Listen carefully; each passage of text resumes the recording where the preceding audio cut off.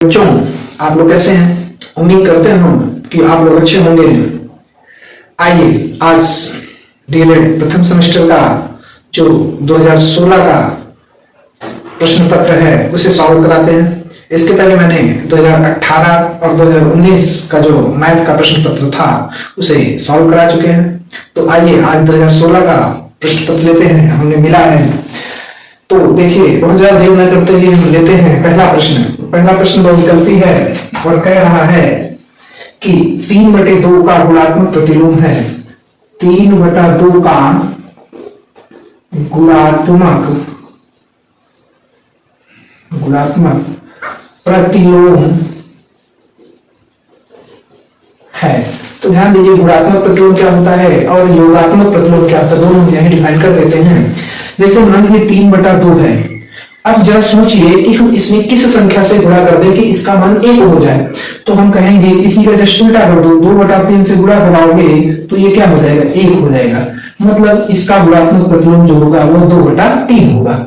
तो ऐसे साफ साफ लिखिए, 3/2 का गुणात्मक प्रतिलोम 2/3। जब गुणात्मक प्रतिलोम पूछे तो अंश का हर और हर का अंश कर दीजिए, बस इतना ही करना है। ठीक, तो यह है गुणात्मक प्रतिलोम। अब आगे प्रश्न संख्या 2 देखते हैं।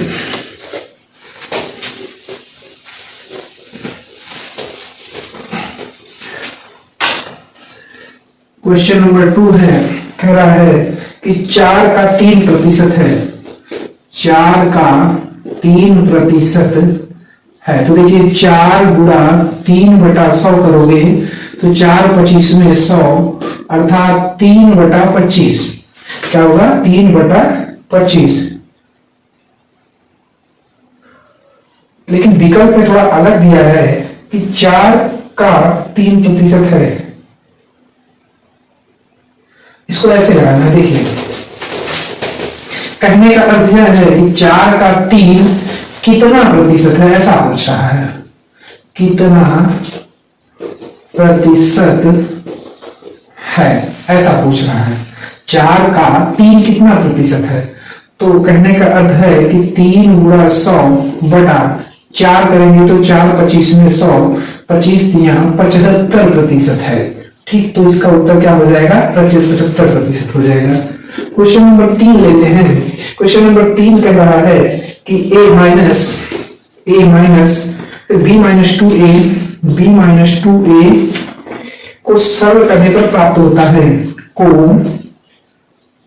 सरल करने पर प्राप्त होता है। देखिए बहुत ही सिंपल है कि a माइनस b-2a और यहाँ ब्रैकेट लगा हुआ है, तो हम हल करेंगे a माइनस b और माइनस माइनस प्लस 2a हो जाएगा। तो 2a और 1a ऐड करेंगे तो 3a माइनस b होगा। यही इसका आंसर हो जाएगा। ठीक, तो नोट कर लीजिए 3a माइनस b। हम प्रश्न संख्या 4 लेते हैं। ठीक, उम्मीद करते हैं आप लोगों को समझ में आ रहा होगा।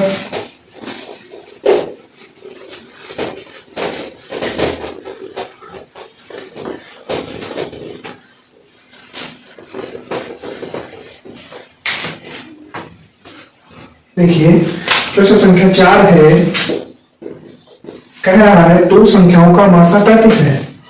2 संख्याओं का मासा 35 है, उनका लासा 525 है। उनका लासा 525 है। उनमें से एक संख्या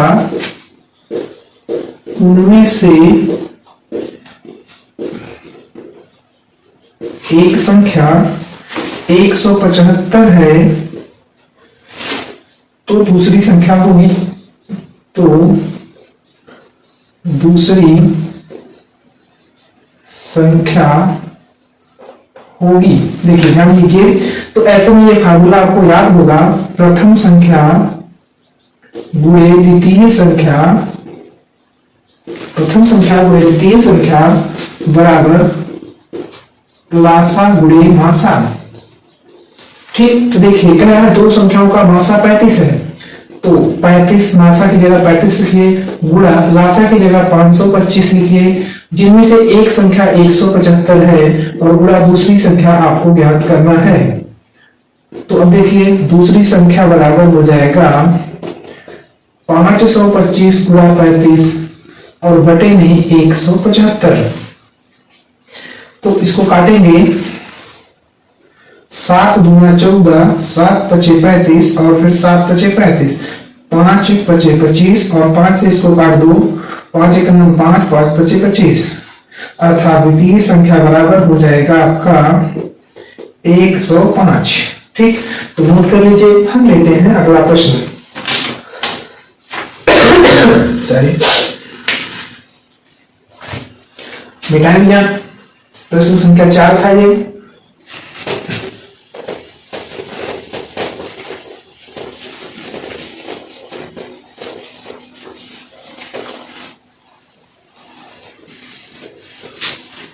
प्रश्न संख्या 5 लेते हैं। कह रहा है किस संख्या का में 5 का स्थानीय मान सबसे अधिक है। किस संख्या में 5 का स्थानीय मान सबसे अधिक है। 4 विकल्प दिए गए हैं।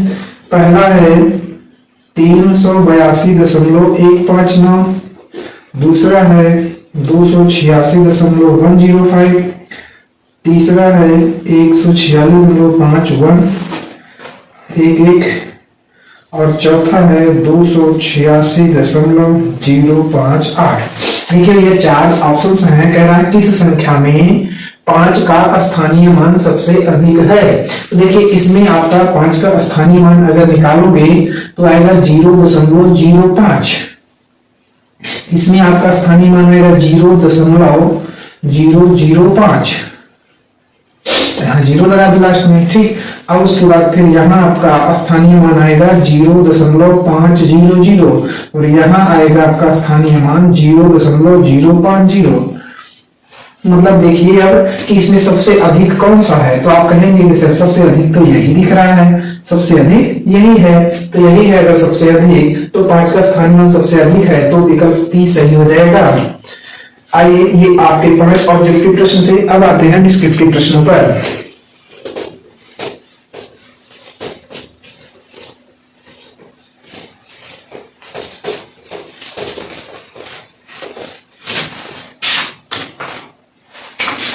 प्रश्न संख्या 6 कहता है 13 माइनस 8 गुणा 2 प्लस 3 का मान लिखिए। देखिए यहाँ 13 माइनस 8 गुणा 2 और प्लस 3, ऐसे प्रश्नों में जब जोड़ घटाना गुणा और भाग एक ही प्रश्न में आ जाए तो सबसे पहले आप क्या करेंगे, जोड़े भाग करेंगे, फिर गुणा करेंगे, फिर जोड़ेंगे, फिर घटाएंगे। भागु जोखा मतलब भाग गुणा जोड़ घटाना। तो देखिए, तो 13 माइनस 8 गुना 16 प्लस 3। तो अब देखेंगे कि यह 13 प्लस में है और यह 3 प्लस में है। 13 3 16 माइनस 16 हो जाएगा और फिर 0 इसमें आ जाएगा। ठीक, तो सॉल्व कर लीजिए। हम लेते हैं प्रश्न संख्या 7।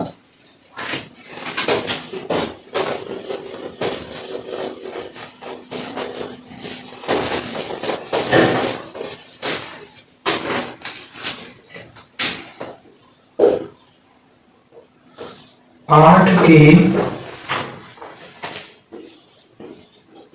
प्रथम 5 अपवर्त्य लिखिए। देखिए कल भी एक अपवर्त्य का प्रश्न आया था और आज भी आ गया। तो देखिए 8 के अपवर्त्य का अर्थ यह है कि 8 का 8, 8 दूना 16, 8 त्रिक 24, 8 चौक 32, 8 पंचे 40, 8 छह 48। कह रहा है प्रथम 5, तो 1 2 3 4 5, एक ज्यादा लिख दिया मैंने, तो 1 2 3 4 5, ये क्या है 8 के अपवर्त्य हैं। बाकी आगे भी है लेकिन प्रथम 5 कहा है तो 5 ही लिखा जाना है। ठीक, अगला प्रश्न है 350 का 10% कितना होगा? 350 का 10% कितना होगा? देखिए बहुत आसान सा प्रश्न है कि 350 का 10% कितना होगा, तो 350 गुणा 10 और बटा 100, तो एक जीरो से जीरो यहाँ काटोगे, जीरो से जीरो यहाँ काटोगे तो 35 आएगा आपका आंसर। बहुत ही सिंपल वे में हम समझा रहे हैं। प्लीज आप लोग अपने यार दोस्त मित्रों को जरूर चैनल के बारे में बताएं और उन्हें वो भी सब्सक्राइब करें चैनल को और वीडियोज को पढ़ें। आपका निश्चित ही आपका जो डीएलएड है, डीएलएड में जो भी पेपर आने वाला है या जो आएगा उसमें आप अच्छे लगभग 100% अंकों के साथ जरूर सफल होंगे, यह मेरी उम्मीद है। और यह ऐसा मैं आपको आसान से आसान वे में समझाने की कोशिश करता हूं और उम्मीद करता हूं आपको जरूर समझ में आता होगा। और आप अगर कोई भी समस्या है तो उसको कमेंट में जरूर बताइएगा। ठीक, हम लेते हैं अगला प्रश्न।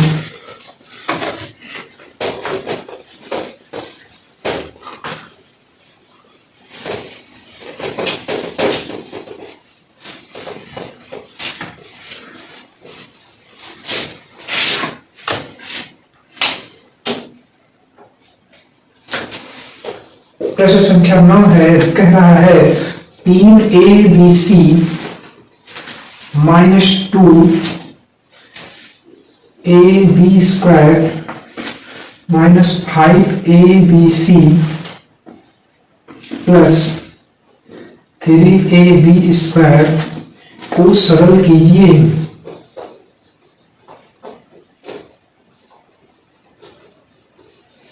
को सरल कीजिए। देखिए इसको सरल करने वाली यहां तक बात है 3abc minus 2ab square minus 5abc plus 3a square B से हाँ देखिए प्यारे बच्चों, सजातीय पद और विजातीय पद मतलब देखिए 3abc और 5abc एक साथ रखिए तो 3 में से 5 अगर घटाएंगे तो माइनस 2abc आएगा और फिर 2ab माइनस में है 2ab स्क्वायर माइनस में है और 3ab स्क्वायर प्लस में, तो 3ab स्क्वायर में 2ab स्क्वायर घटाएंगे तो आपका बचेगा ab स्क्वायर प्लस में ab स्क्वायर। इसको आगे लिख दीजिए ab स्क्वायर माइनस 2abc। चाहो तो आप ab काउंट कर लो तो बचेगा b माइनस 2c, यही इसका आंसर हो जाएगा। उम्मीद करते हैं आपको समझ में आया होगा। हम लेते हैं अगला प्रश्न।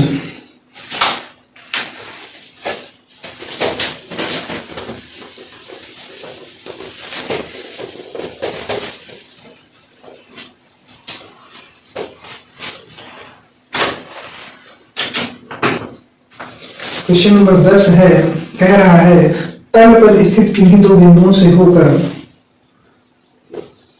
तल पर स्थित किन्हीं दो बिंदुओं से होकर जाने वाली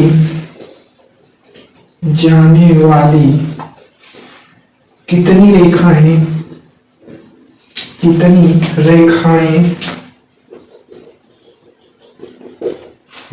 खींची जा सकती है।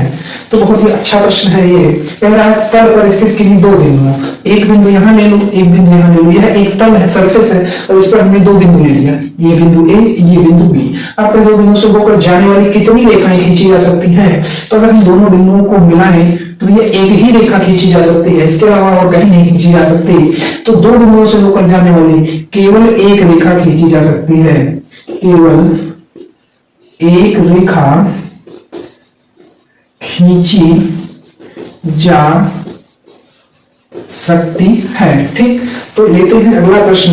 किसी वृत्त के व्यास और त्रिज्या के संबंध को लिखिए। प्रश्न संख्या 11 कहता है किसी वृत्त के व्यास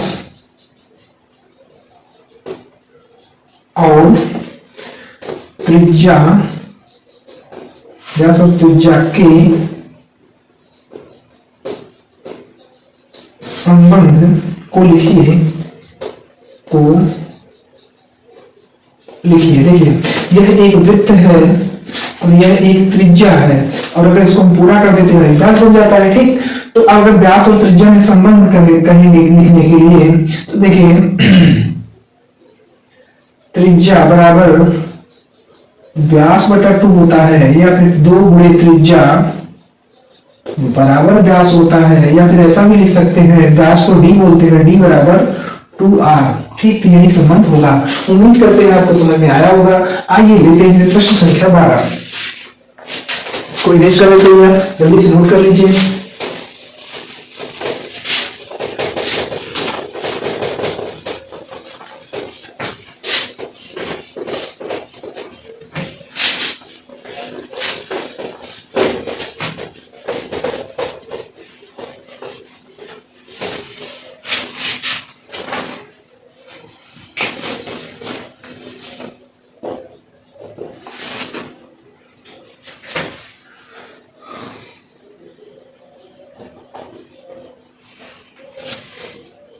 एक सौ 121 प्लस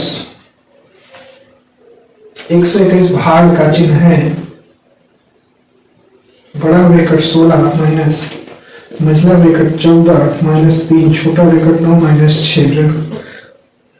देखिए सरल करना है, सबसे पहले छोटा ब्रैकेट हम करेंगे। 121 भाग बड़ा ब्रैकेट 16 माइनस मझला ब्रैकेट 14 माइनस, देखिए 9 में से 3 हटाएंगे, 9 में से 6 हटाएंगे तो 3 आएगा, और 3 का भाग गुणा कर देंगे तो 3 3 का 9, एक ब्रैकेट समाप्त हो गया। 121 भाग 16 माइनस 14 में से 9 हटाओगे तो 5, फिर 121 भाग और 16 में से 5 हटाओगे तो 11, तो 11 से 121 में भाग करोगे तो 11 आंसर आ जाएगा। उम्मीद करते हैं आपको समझ में आया होगा। आइए लेते हैं अगला प्रश्न, बहुत आसान भाषा में और आपका बहुत कम समय लेते हुए मैं कोशिश कर रहा हूँ कि आपका समय भी न जाए बेकार जाए और हम प्रश्नों को सॉल्व भी करा दें। और लोगों की तरह ऐसा नहीं हम टाइम पास कर रहे हो, बस हम आपके प्रश्नों पर ध्यान दे रहे हैं और उम्मीद करते हैं आपका प्रश्न जो है वो आप अच्छे से समझ पा रहे होंगे। आइए लेते हैं अगला प्रश्न।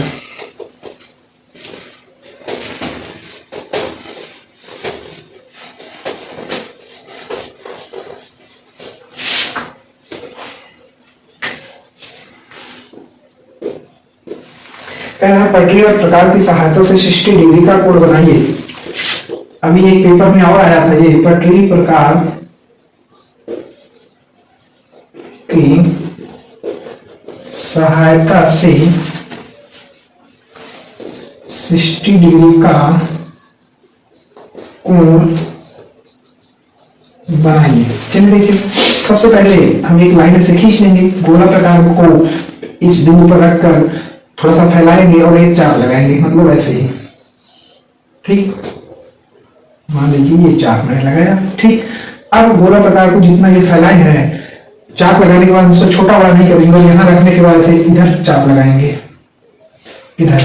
तो अब ये पहली बार जो मिलेगा इसको मिला देंगे और यही आपका 60 डिग्री बन जाएगा। ठीक, अगर मान लीजिए 120 पूछता तो जैसे एक बार यहाँ लगाते फिर यहाँ रखकर आप लगाते तो दूसरी बार में यहाँ आता, तो ये इसको मिला देते तो 120 बन जाता। ठीक, तो ये है आपका पटरी और प्रकार की सहायता से 60 डिग्री का कोण। नोट कर लीजिए। हम लेते हैं अगला प्रश्न।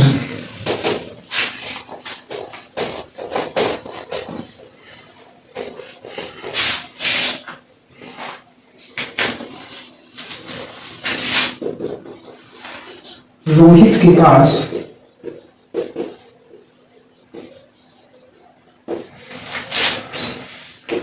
4x minus 3y plus 7z आम है। उसने माइनस 2x माइनस 3y और प्लस 7z आम अपने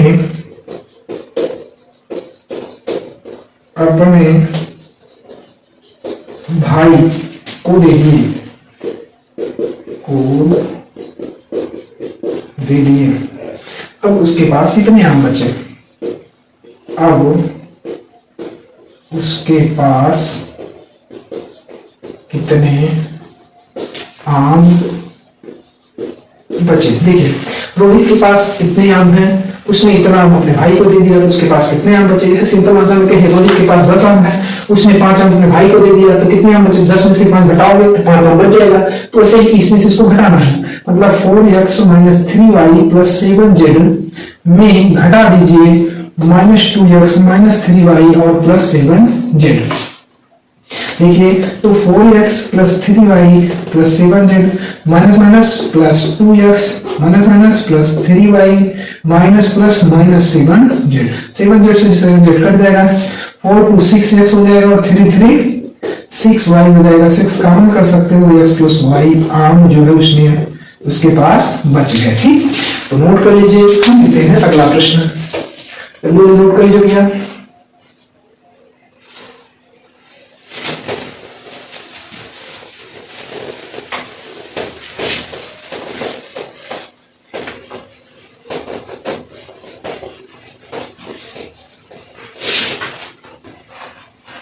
अगला प्रश्न है क्वेश्चन नंबर 15, कह रहा है 56, 70, और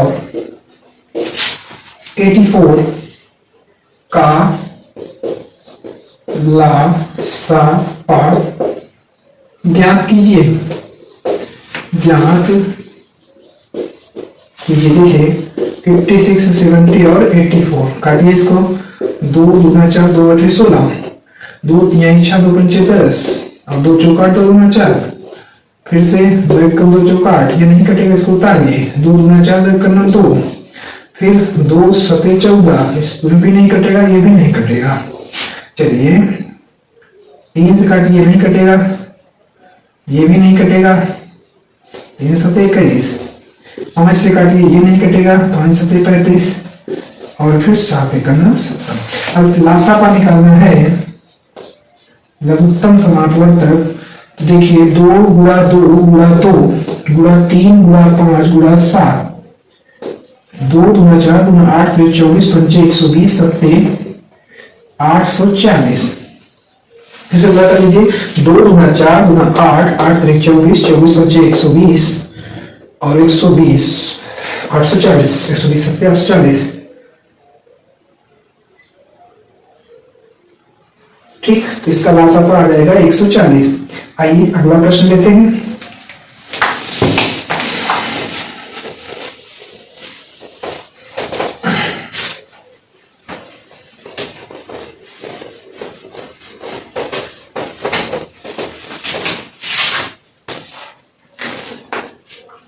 अगला प्रश्न है, कह रहा है प्रकार की सहायता से 7.2 सेमी व्यास का एक वृत्त खींचिए। प्रकार की सहायता से 7.2 सेमी व्यास का एक वृत्त खींचिए। देखिए अगर व्यास जो है भैया 7.2 है तो त्रिज्या क्या हो जाएगी 7.2 बटा 2 अर्थात 2 तिहाई 6, 2 6 12, 3.6 सेंटीमीटर त्रिज्या हो जाएगी। तो प्रकार लीजिए 3.6 सेंटीमीटर फैलाइए और इसको ऐसे वृत्त बना दीजिए, मतलब ये केंद्र पर रखिएगा और फिर पूरा वृत्त बना दीजिए। इसकी त्रिज्या कितनी 3.6 सेंटीमीटर। ठीक, उम्मीद करते हैं आपको समझ में आया होगा। आइए लेते हैं अगला प्रश्न।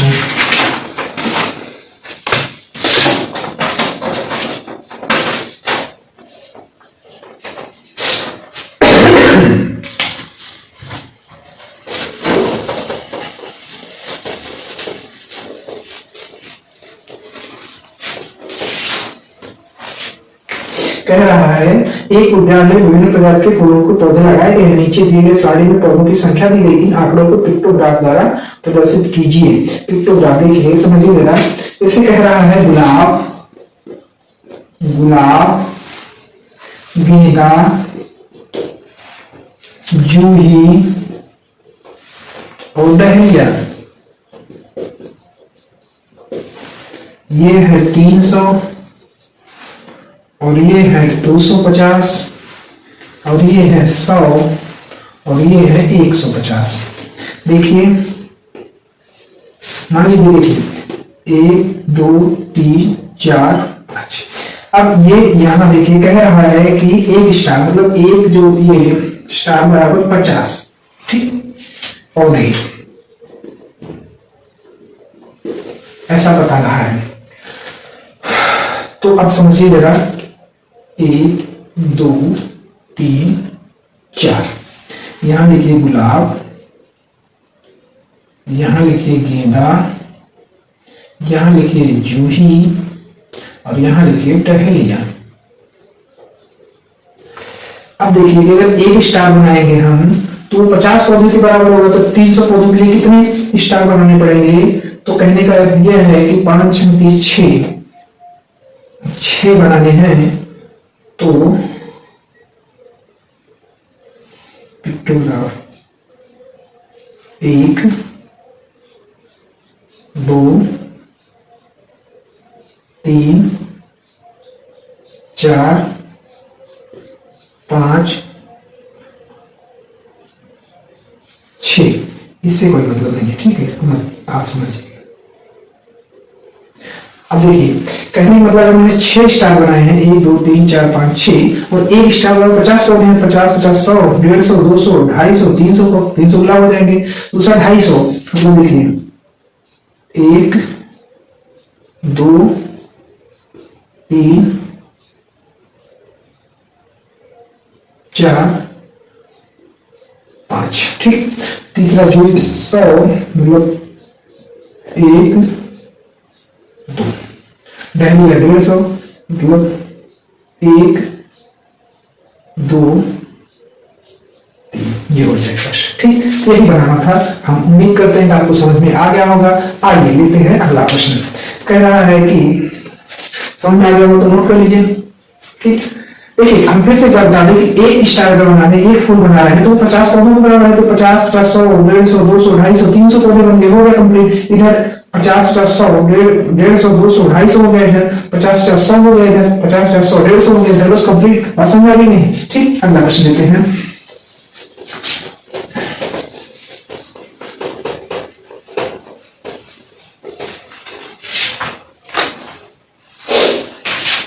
हल कीजिए 18, प्रश्न संख्या 18 कह रहा है हल कीजिए 1/2 गुणा 3/5, और हल करोगे तो 3 करना 3/5 गुना 10 आ जाएगा। फिर से इसको दूसरा पार्ट दे रहा है कि 7/8 और प्लस भाग देना है 3/4 में। देखिए 7/8 लिखिए, भाग को बुरा बना दीजिए और 4/3 इसको कर दीजिए, 4 दूना 8, 7 का 7 3 दूना 46 हो जाएगा, ठीक।